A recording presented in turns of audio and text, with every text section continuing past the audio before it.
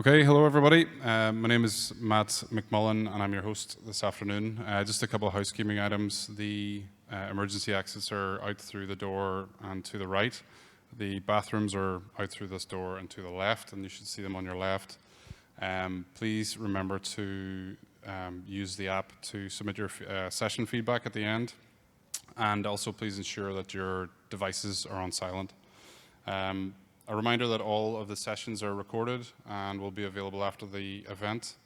And then I'm just going to introduce your presenters. So for this session, driving efficiency through mobile applications of the Kansas Department of Revenue, please welcome your presenter, Hardik Bhatt.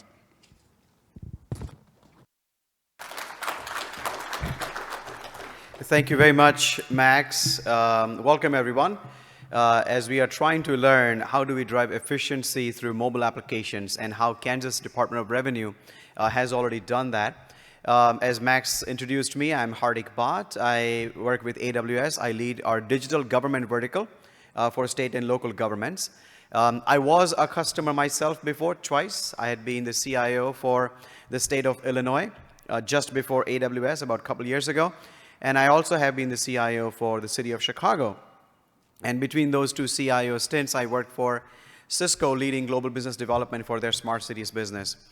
As part of digital government, I have the fortune of meeting with numerous CIOs, sometimes mayors and governors.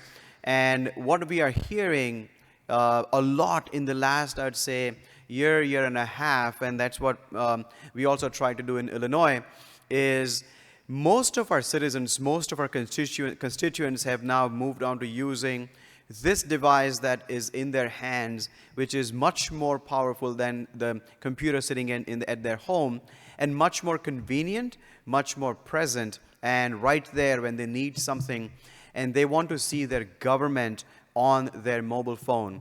Not many have done that. Some of them have done that, and one of them is with us today. So I want to introduce our first speaker, Lee Allen.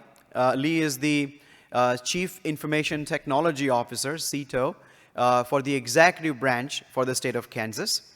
And he is this in state CIO position that are very few that can transcend the party line. And when the governor changes from one party to the other, the state CIOs and most of the cabinet level positions get changed. Lee is one of those rare state CIOs that was appointed in July 2018 by Governor Jeff Coyler, and then he was retained by the new governor, Laura Kelly, starting January 2019. Lee oversees a staff of more than 700 IT professionals that are charged with the delivery of IT services for 13 Kansas cabinet agencies and all of the other small agencies, boards, commissions within the executive branch of Kansas. So let's welcome Lee Allen.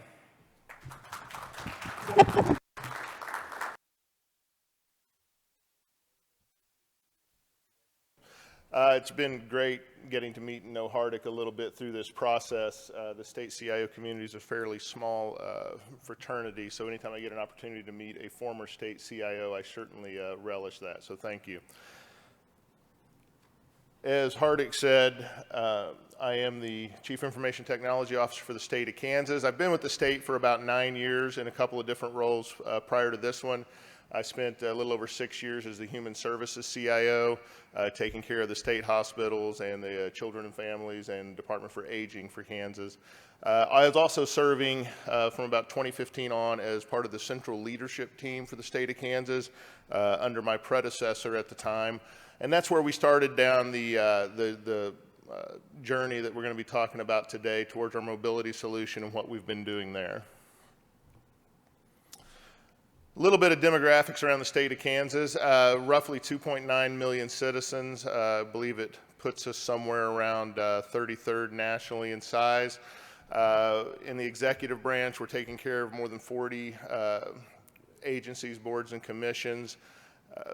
Some 17,000 state workers, most of them located right there in Topeka, our capital.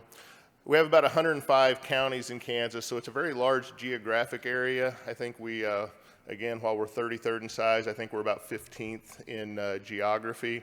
But because of the population and the geography, I think we end up about 40th in people per square mile with just under 35. So that geography problem plays a part into this solution for us as well. For context, our largest cities, everybody just assumes Kansas City. It's not. Our largest city is Wichita, it's roughly 390,000. And then you get into the greater Kansas City area, and then finally Topeka's fifth largest, between about 125, 130,000 people in Topeka. And as I said, it is our state capital. So when I was serving in the core leadership team for my predecessor, we started looking at where we needed to be from a technology perspective in the state of Kansas and developing strategies that we could deliver on to get from where we were with our technical debt that we had into where we needed to be. One of the common themes that kept coming up through that work was a demand from our agency business partners around mobility applications. And the demand was often very undefined. They didn't really have a lot of form around what they needed. They just knew that they were hearing from the citizens and their constituents that they wanted to be able to better engage with state government through mobile applications to get the services and the licenses and permits that they were needing from us. What we've learned working in state government, when you're having that type of demand, if you don't step up and do something to meet it, the agencies will go find a way to have it met without you. And when you start thinking about mobility and what it should mean for the citizens, you would want the citizens to be able to go to one place to get their mobile application solutions, for it to have a common fit and finish and consistency across that.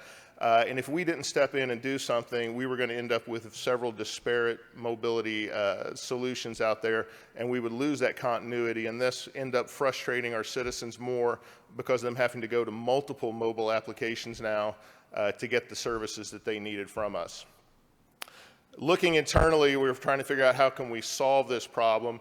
Like a lot of certainly state governments, we are not staffed for new startup work. We're very much staffed towards maintaining our legacy applications and our legacy data. So we had no internal staffing resources to throw at this mobility problem.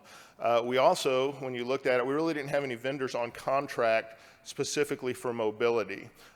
So couple that again with we did not have defined standards of really even what we wanted out of mobility either. So we got to kind of defining what our need was, and it's kind of summed up as getting something that our agencies, where they needed a simple mobile application solution that had a common look and feel and met their security requirements, but most importantly, provided our citizens with a single mobile application for state transactions. Some of the challenges that those citizens were facing are common to state government and various other forms of government, right? We, for whatever reason, layer complexity on to make it very difficult for the citizens to navigate for the services that they need. So we are heavily reliant on paper forms, people having to physically visit our offices, come stand in line, making multiple phone calls to track down the services that they need. And then having to make multiple visits to get all the tasks done that they have to do to get those services. You see this typically, the motor vehicle registration, driver's license renewal, vital records, things of that nature are very fixed in this type of process. So we knew our solution needed to be simple to use, secure, and using our legacy back office systems, integrating with those. We did not, again, have funding to rewrite or rework heavily those back office applications to work with a new mobile solution either. So whatever platform we brought on had to be able to seamlessly integrate back with our legacy systems, which were the system of records for all the licensing and the services that the customer was needing. So that vision led us to a modern digital platform that allowed the citizens to securely transact with the state anytime, anywhere, and again, the most important part, on the resident's preferred device, not pushing them to what a platform that the state could work on, but making sure we could work on any device that the resident chose to use. So for our solution, we determined, again, without any existing capabilities for this, we needed to go out to an RFP to find a vendor who could meet our expectations and bring a vision and strategy to what could be done for mobility to us. We ended up settling on Payit. Payit is based out of Kansas City, Missouri, so just on the other side of the river, as we say in Kansas. But they were a partner that we did have some experience with. Payit had been in the state doing a couple of hosted application solutions for various entities, some outside the executive branch, some inside. But they brought to us a vision for how they could deliver mobile solutions, again, hosted on the AWS platform that would meet our needs, and they would grow with us as our mobility plans grew as well. And I say grow, I think day one, it was like a company of 5 people, and today they've grown exponentially, and we're certainly proud to be a part of that relationship with them. In 2018, I believe it was April of 2018, we launched the Ican mobile wallet. You can find it on iTunes and the other popular app stores. This solution was launched for all Kansans. Departments created a roadmap for services to begin that journey. And we now gave us access to this flexible digital government platform that allows us to deliver conveniently and improve services and improve the experience for the citizens. A little bit about the results of what we've done. And again, these results are around the Ican platform itself. Payit does another set of business with us as well that's outside of Ican, but is part of the total solution that they provide to us.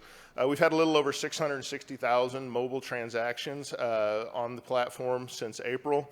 350,000 residence accounts created. So if you remember back when I talked about the total population in Kansas being about 2.9 million people roughly, and then you narrow that down to the population of people who can register an account and have a qualified payment source, somewhere between a demographic of 18 to 60 or somewhere, or 65, whatever the population that would be choosing to use a mobile service.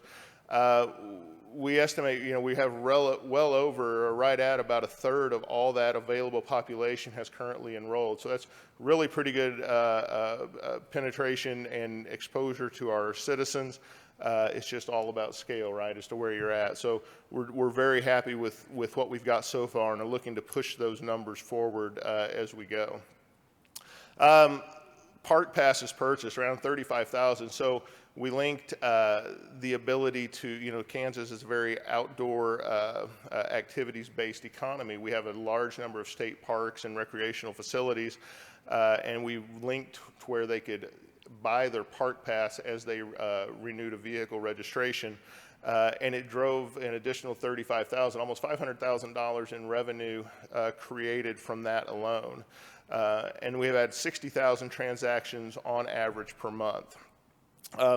One of the greatest things we've seen is really not necessarily measurable, but we've seen this positive movement and improved citizen satisfaction. So we've seen it through the testimonials we receive, where people are just absolutely thankful and overwhelmed by what they're able to do now. And one of the biggest things we've done there is, I believe it was in October of 2018, we launched the first truly mobile application in the country for driver's license renewal. So in Kansas, we renew licenses for 6 years. So people could renew their license online if they fit in with a certain demographic. Currently, that demographic is capped at 50 years old. We're working on some statute this year that will change that, but there were some restrictions around having an eye test at a certain age. So, but the fact that people could do that, so if every other renewal you can do on the app when you fall within the existing demographics, and that solution is it's a chatbot-based solution. It's very narrative-driven, easy for the customer to use. They can walk through it. If they answer a question that's a disqualifier, it doesn't just dump them. It tells them why it was a disqualifier and directs them as to where they need to go to get that met. If they're able to meet all the qualifications and get through the questions, they get their driver's license in 2 weeks in their mailbox, and they're good for another 6 years. So that has been a huge win within the state for that one. Other progress to date, again, the thing that gets missed here is what the underlying results of the platform are for us. It's a digital government wallet for citizens is what it ultimately comes down to. The services that you layer on top of it are kind of, you know, the honey that brings the customers in for us, but it provides this single identity for the citizens of the state of Kansas, something that state government across the board struggles to do is have single identity. Traditionally, you know, John Smith at 123 Main Street may be John R. Smith, John Robert Smith, might have 5 other identities within various programs that he's participated in within the state. With our Ican platform, he is a verified and trusted ID with a payment plan in place as well to consume services and pay for goods. So it provides us with a platform for identity management where we can start to leverage that across other applications and other use cases within state government. And I think eventually one of the more powerful things we're going to get to is the Ican platform being a identity and payment platform for them to use in other places, right? So if they go to consume a service online and down at the bottom there's a PayPal link, why can't there also be an Ican link? And they can click that and choose their Ican identity and payment information to pay for goods and services there. We have DMC services, vehicle registration and license renewals that are being provided by Payit, the park services and pass that I talked about. There's the tolling and turnpike transponder and toll adherence is hosted by Payit as well. Vital records requests, including birth, marriage, and death certificates, are part of the Ican platform, and that is great. So before there's so much documentation that a person has to be able to provide. Traditionally, they come in person to get a birth certificate, and it's without fail, they are missing something that they need and have to make a second trip or have to go to yet another government agency to get the documentation they're missing. So with the online, with the Ican platform for vital records, they can go through that question-based chatbot experience and get asked for the documentation they need, and they know what they have. And once they've completed it, because of the sensitivity of those documents, they don't get it mailed to them, but they can then just show up to the office and they just go up to the counter and get it with their number that they've got for that transaction. No waiting. They just get the forms and are ready to leave. And my family's actually used that, and it is extremely efficient and was a nice way to get that done. There's other things that we're expanding into or looking at around healthcare services, including licensing and service delivery, and there's some property tax management at the local level that Payit is working on as well. For me as a state CIO, this is going to become more the norm for service delivery of what we should be doing. In the state CIO community, we talk about CIO as a broker, and this is a tremendous example of that. So CIO as a broker is an acknowledgement that the state CIO is no longer the owner of building and delivering every application to meet his business needs and requirements, but his role has transitioned more to identifying who is best suited to deliver on that business requirement and who can meet the needs of his partner agencies. And so that is very much what we've done here with Payit, and look forward to building it out over the next year and 2 years. We have a number of items that are currently queued up that hopefully are hitting the platform within the next year to expand this even further. Thank you, sir. Thank you. And Lee will take questions after our second presenter finishes his presentation. And as I was hearing what you have done and what your vision is, where you want to be, is what also we are hearing from some other customers of ours, where people are saying, we want constituents to get Amazon.com-like experience. Like, I'm an Amazon.com customer as a private citizen, and I can buy whatever I want to buy from Amazon.com, but I can also watch Prime Video. I can also get my Audible books from that. I can also connect it with my Whole Foods app, so I go there, I get my Prime discounts. And I can also use it in the Amazon Go store and go and get whatever I want to get from the Go store. But all of that is on single customer profile with just one login, and here I am. And that's why people want to go. And our next presenter, he and I worked closely together at State of Illinois, Mike Wance, who was this Chief Technology Officer for State of Illinois and was instrumental in bringing over 90% of state's website on the citizens' mobile, so making them mobile enabled, and was also instrumental in building multiple native mobile apps that the State of Illinois rolled out for our constituents. He served there for about 3 years. And prior to that, he was the president and CEO of healthcare technology company Celltrack, and currently he serves as the government strategy advisor and chief client officer for Payit. Here's Mike Wance.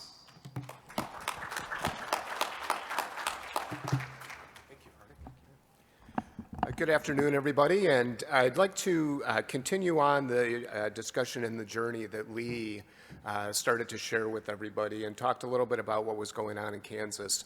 One of the things we found when we went into government, and I joined Hardick's team in the state of Illinois, was the sheer complexity that government had created for citizens. And when you think about that, it starts at the complexity level of the number of services. And what you find, and what we found, and what we validated with each of the states that we're working with, is there's literally hundreds of services that government provides. And those services are spread over 50 websites, and those 50 websites have 50 different identities and 50 different payment methods and different approaches for the citizen to interact with government, and it's very complex for them. And so when you think about that, those 50 websites also didn't support all the different channels that were out there. Those 50 websites, gave you the ability to provide or access 70% of the government services. The remainder of them required you to download a form or fill out something and mail it in, or pick up a phone and call, or go visit a office. And so it's very, very frustrating. And so let's take a step back with what Lee shared and realize government is siloed. Government is complex. It's not government's fault. It's just built up over time. And the challenge that government IT has is that those systems are also very siloed. Still today in government, 70% of the workload is sitting up in or running in the mainframe. Very complex situation. A lot of those mainframe applications are 35, 40 years old, so there's a lot of aged systems out there. So when you think about government and you think about the service landscape that's out there, almost 75% of the citizens are dissatisfied with government. This was a survey that was done by McKinsey. It was kind of interesting to look at that. The only thing that ranked below government was your cable company. So it was really very frustrating for the citizen to be able to interact. And there are a lot of solutions out there. So I shared all these systems that were built up over time, all these individual solutions. But if you look across all the government and state and local government entities, there's hundreds of thousands of software solutions, all with different identities, all with different access points, and all making it a little bit more complex for somebody to remember just one more ID and just one more password to be able to do things. Also in government, there's fairly low digital adoption. I think this piece of it is interesting. Hardick shared on your mobile device today, what we find is it significantly increases the ability to reach more and more demographics because people have this today as their computer. They don't have a laptop, but you see more usage of the mobile device itself being the single source of access. And that single source of access also allows you to be able to put out services that are very easy to use for the citizens. So digital adoption is fairly low. As we continue on in the discussion around services, and I talked about hundreds of services, in the state that we came from, there was 525 individual services. In the state of Kansas, one of the states that we work with today, there's hundreds of services out there. And again, the citizen doesn't know who they're dealing with in government. They only know that by who they write a check to.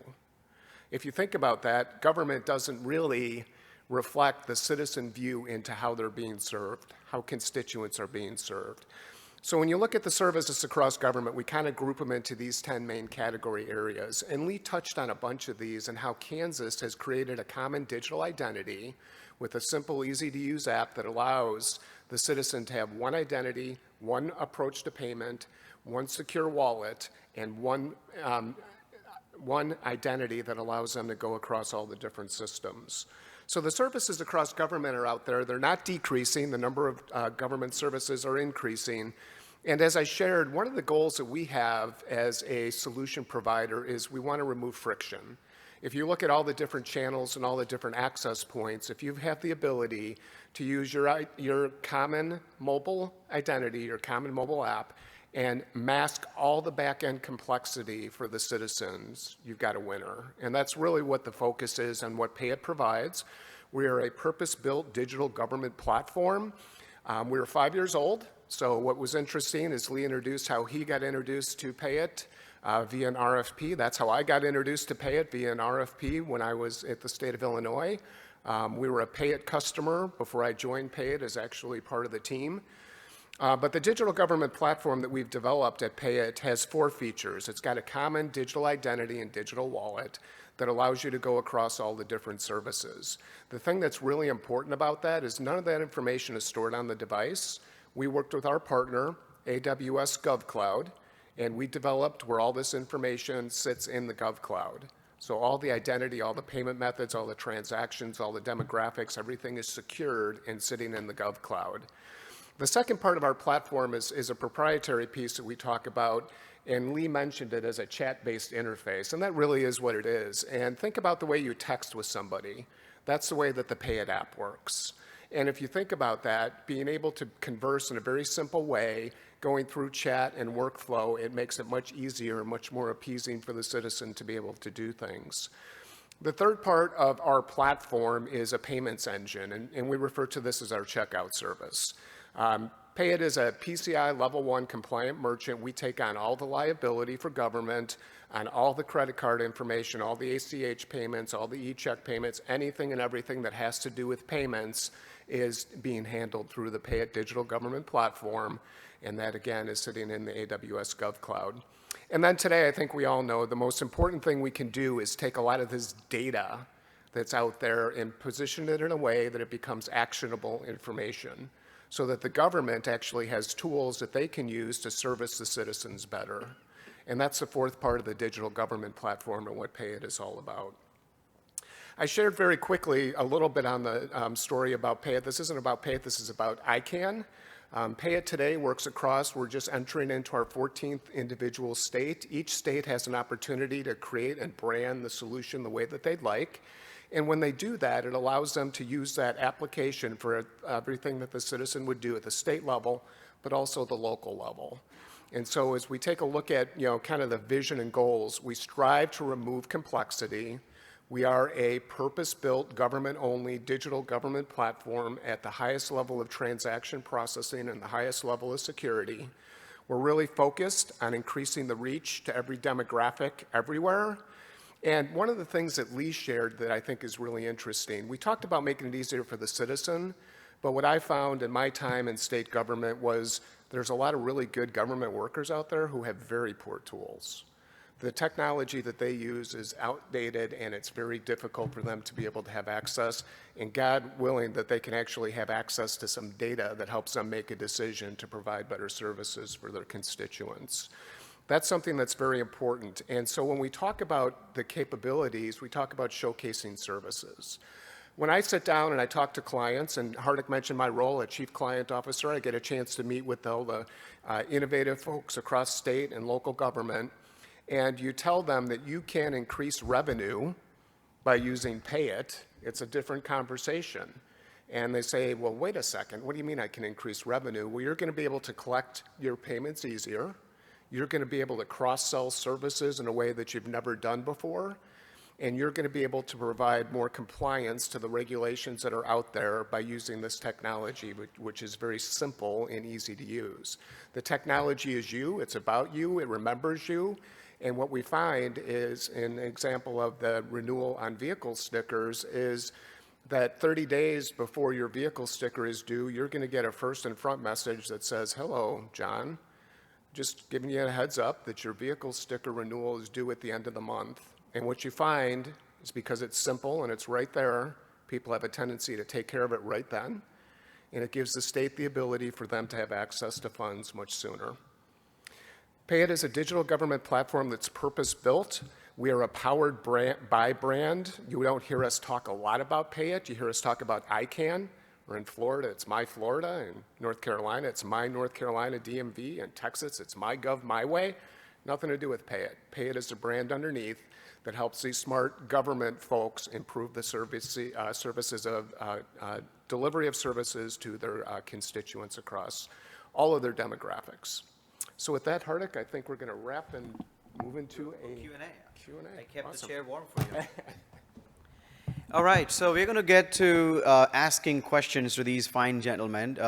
Quickly, to remind you what we are talking here about is how Kansas City changed how they serve their constituents using mobile and the role that Payit played in there and how Payit's built on GovCloud. So I have a few canned questions, no pun intended, that I'm going to start using, but then it's more important that you ask questions based on what you heard from Lee and Mike. But let me start with Lee, just generally, how did this idea come about? Is this something that the governor asked you?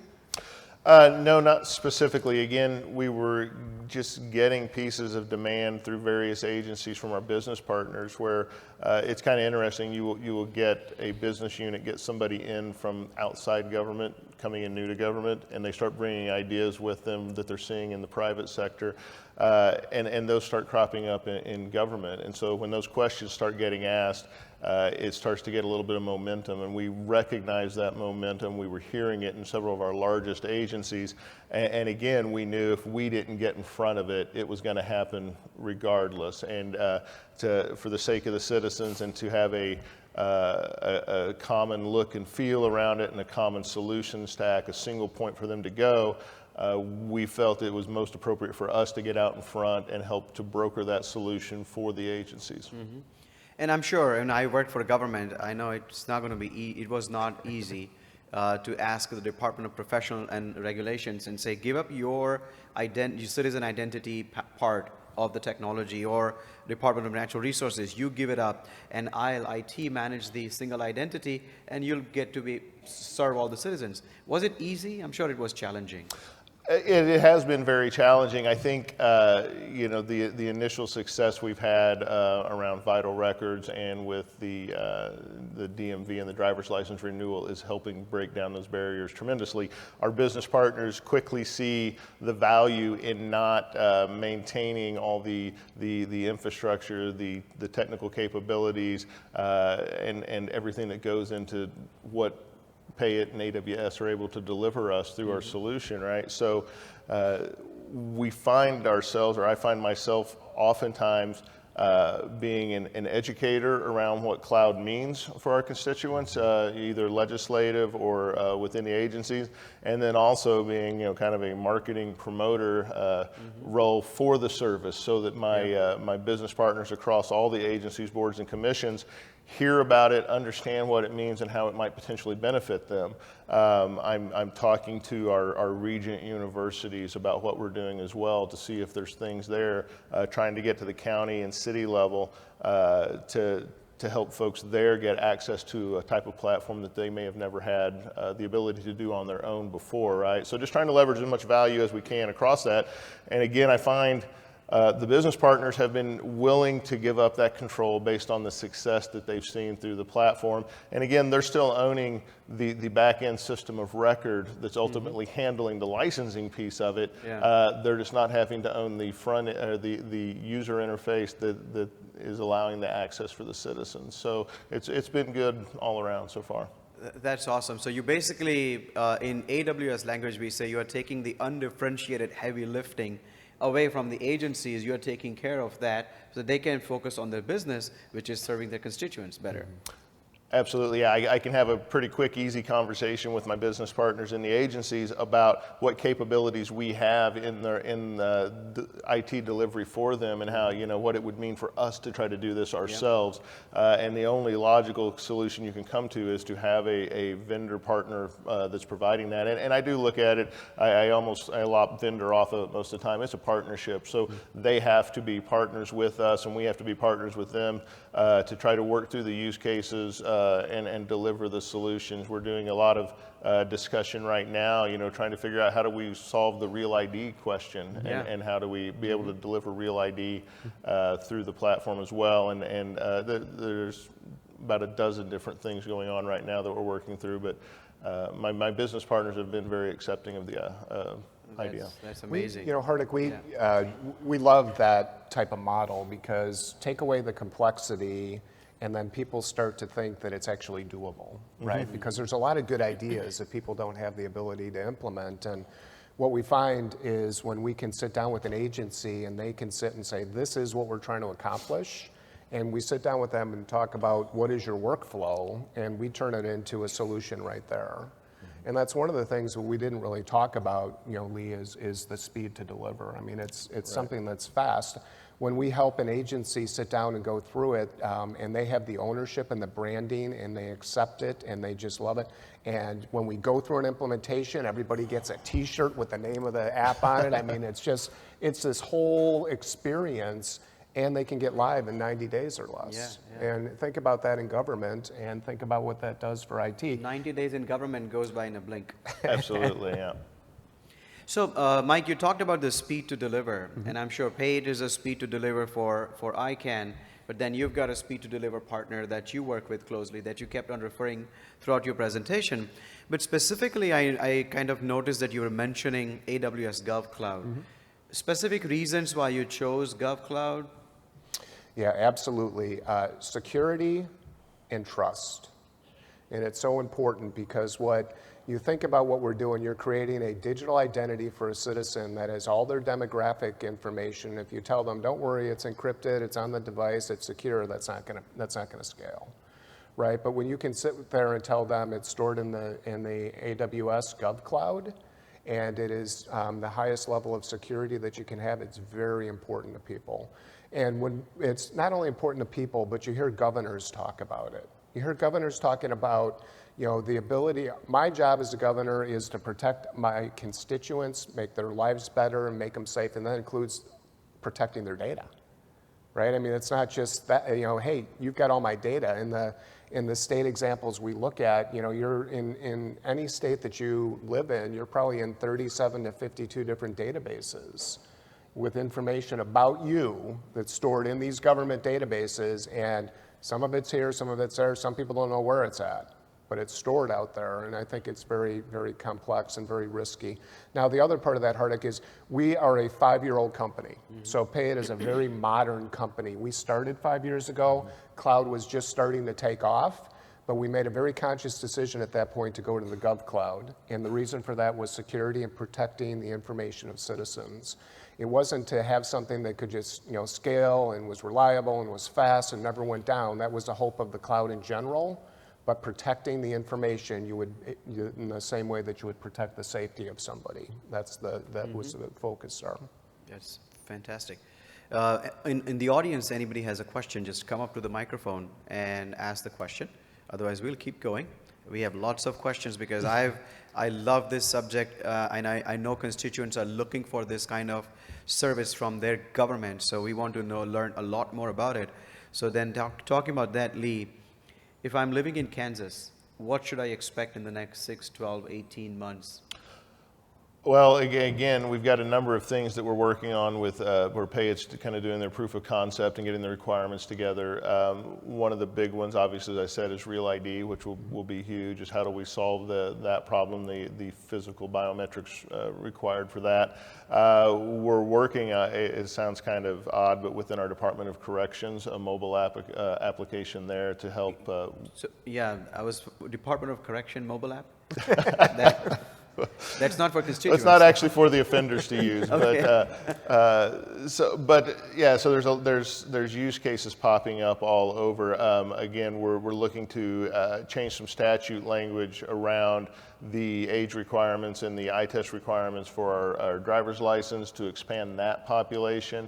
And then there's a number of our small agencies, boards and commissions, they're all very much fee-based, license-based entities. And so we're talking to a number of them today about, can your cosmetology license, your barber license, your, whatever it is that you normally are having to fill out paperwork. Some of it's online, some of it's not, some of it's printed and having to walk in, drop it off, again, multiple trips because you inevitably do not have the proper documentation. But what it looks like today on the Ican platform will look very different a year from now. I will say that there will be a lot more content there.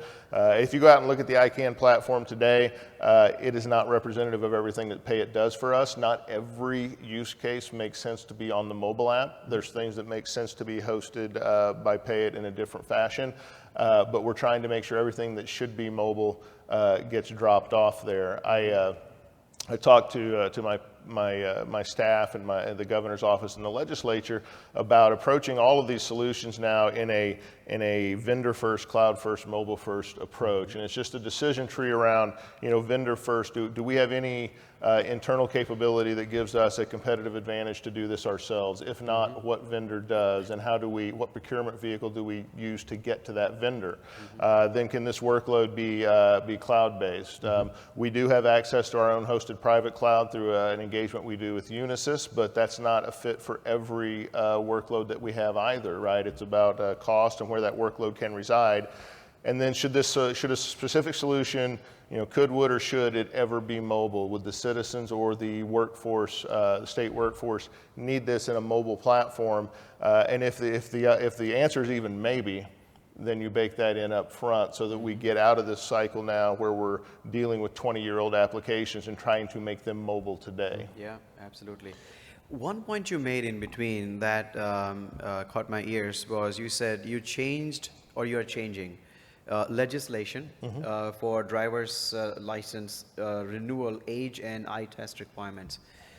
I want to hear a little bit more about how did you get there, because yesterday we held a small, very intimate session with some state local leaders, and we talked about Amazon principles like earn trust and hire and develop the best, or customer obsession. We also talked about think big. How do we think big? And I was moderating the Think Big group, and what I've observed, and I've observed that for so long working for government and in government, is every time we try to think big and do something different, the very next statement is, yeah, but legislations, we cannot change legislations. But I just heard something completely opposite from you, is that you are changing legislation so you can serve better. How did you get there? So the way the engagements tend to work is part of those business requirements when Payit is sitting down across the table from our business partners and in conjunction with our internal IT staff is around identifying, what are all the either federal or state statutory requirements around it, what are the regulations about the transaction, what has to be in place, and so you ferret out what all those are in the driver's license renewal space. There was on the books a requirement to have an annual eye test after the age of 60 for driver's license renewal. At the time, so you have to make a decision then, do we identify that as a problem and spend, depending on where our legislative cycle starts in January, runs through about the middle of May, do you wait until that time comes around again, or do you determine a solution that can work today and address those blockers down the road? And so that's certainly what we did. We put it out for this demographic that cut off at age 50, it was 50 and above was required the renewal. And so knowing, everyone agreed that statute probably should be changed down the road, but we needed to get the application out and start getting citizen benefit to it today. So now we have actually the Secretary of the Department of Revenue leading that charge to get that legislation changed. We had a cabinet meeting on Friday, and it was the first thing he said to me is, hey, we're going to get that statute changed. We're going to get that age moved up to 60 to get that eye test requirement done. So you identify what those things are. There's some statute that maybe the reason it exists or what it does, you're not going to get to change it, right? Yeah. You don't get to win every battle that you go into in state government. But working with a partner to help show how they can deliver a secure solution that's responsible with the citizens' data helps to have that conversation about what statutes should be changed and what they should be changed to. Yeah, awesome. I cannot believe my AWS colleagues don't have questions for Lee and Mike to ask so that they can share that with their customers. There is one. Hey, my name's Josh. I wanted to ask, on the Ican platform, have you done any engagements with local governments as well? I know you mentioned for the Payit platform, there had been like the potential to do both state and local. Have y'all thought about that? So I'll go first, then I'll kick it to Mike, and he can talk about what Payit has done there. So again, I came in July, and one of the big things that I had seen was a lack of engagement down to the state and local level. So while I have not got anybody that has signed up for service yet and is working towards an application, I'm having the conversation, getting contacts identified in the county association to get to those folks. Some of our larger cities, I get to interact with their with their city CIOs.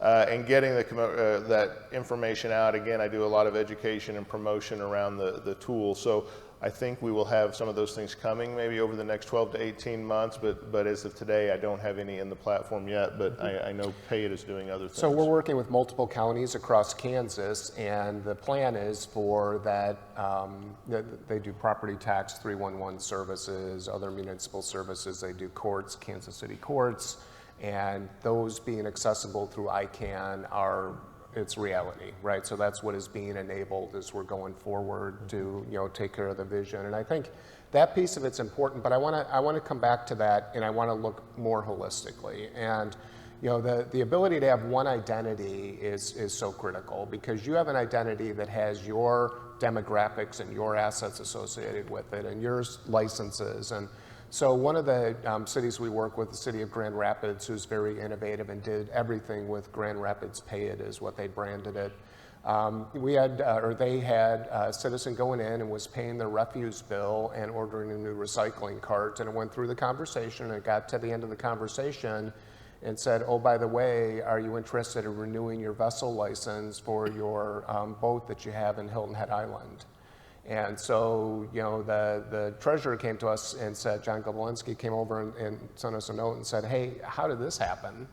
And we said, well, a citizen, has one identity, and that identity has their assets, and they know where the place is that the individual lives. And oh, by the way, Beaufort County in South Carolina, which Hilton Head Island is part of, is using Payit as well.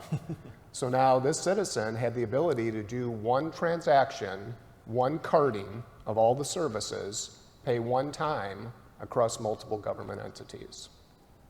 That's awesome. One more question there? Yeah, on the technical side, GovCloud offers a different suite of services than is available on the commercial side of things. I'm curious, obviously you were able to work around any limitations, but were there any considerations there, any challenges, or otherwise, are there any specific services that you would like to see added to GovCloud that aren't currently available? Yeah, so great question. And we started natively in GovCloud. So that's the way we grew up, and everything we knew was in GovCloud, and we haven't really found anything that is a deficiency for us. If you think about what we do, we have a common digital identity, we process transactions, we've got millions of citizens who have their individual identities and demographics and professional data stored up there, and we process the payments, and we have not run into any limitations. I mean, the top 5 things we use EC2. We're focused on S3 because of all the storage aspects of what we do, and then a lot of the identity and security things, such as the first, the cloud front, the cloud watch, the capabilities around what we're doing with the scanning of environments before they go live. So, we've been just ecstatic. And the other part of that, and giving AWS a lot of credit, is they've been a very strategic partner for us. And when we sat down and created this vision and strategy, they actually were at the table, and they come out and meet with us regularly. And when the engineering staffs get together, you can't tell who's who.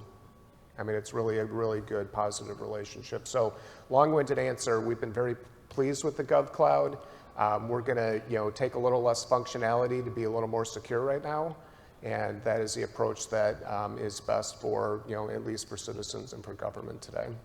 We'll take one short question and shorter answer than the question. Hi, I'm LaShawn Lucas from Treasury, and I wanted to know if you all had any plans down the line to integrate with the federal government, say the IRS and National Park Service, and all those types of things, because lots of times people only make one payment to the IRS a year, so they don't really need an app for them. Yes. You wanted a short answer. Elaborate a bit. Yeah, but yes, thank you. Very good question. We spend a lot of time with the federal government as well and talking about how this can become a little bit more of, just one view for the citizen. I believe you'll see some of that functionality from us here in the very near future. Excellent. Well, we want to get the final takeaway from each of you, like 20 seconds. But Mike, in 20 seconds, tell us about what you see as cloud being a disruptor in the government industry, especially with startups like, which is not a startup anymore, early stage companies like Payit. So hands down, number one is the speed to innovate. The speed to innovate and the speed to integrate are going to be the differentiators going forward. If you look at the amount of data and the amount of information that is out there in legacy systems, being able to mask that complexity to the citizen, so the citizen doesn't worry about which agency they're dealing with and they don't worry about where the data came from, and they can know that it's secure, is going to be the key thing that cloud enables. And your key takeaway for us? My key takeaway is if anybody's interested in seeing a demo, I'll be around afterwards. Oh, no, I can't say that? Oh, yeah. No, you were not supposed to say that. Lee? Oh, but if you're interested, you go to the App Store, you can download Ican, the Kansas app, Yep. and you can get in and access it and see everything that there is that Kansas has envisioned. Well, thank you, Hardik. And for me, my takeaway going through this for several years now is, be prepared to educate and promote and really teach your business partners, your internal partners, what this type of cloud move means, what the mobile, in our case, this mobile application, what it meant, getting people over their initial fear when you tell them cloud. I explained to folks that just a few years ago, and still in some cases today, you can't get 5 IT people to sit down together and all agree what cloud is, right? So when you take some of your business partners or legislatures that really have an even farther removed look at it, they're very confused about what it means. They think it's kind of wild, wild west with their data, and it's just out there running wild, and having to explain really how it's encapsulated and protected, and quite honestly, is better served in this type of environment than what we could even do with it on our own data centers. So that's been my takeaway, I think. Excellent. Well, thank you very much, guys. Round of applause for Lee and Mike, and I'll invite Max to close us out. Thanks, guys. So I'd just like to remind everyone to please complete the session survey, and we're going to have a brief break next, followed by building a critical communications platform using serverless technologies, and that starts at 2:45. Thanks.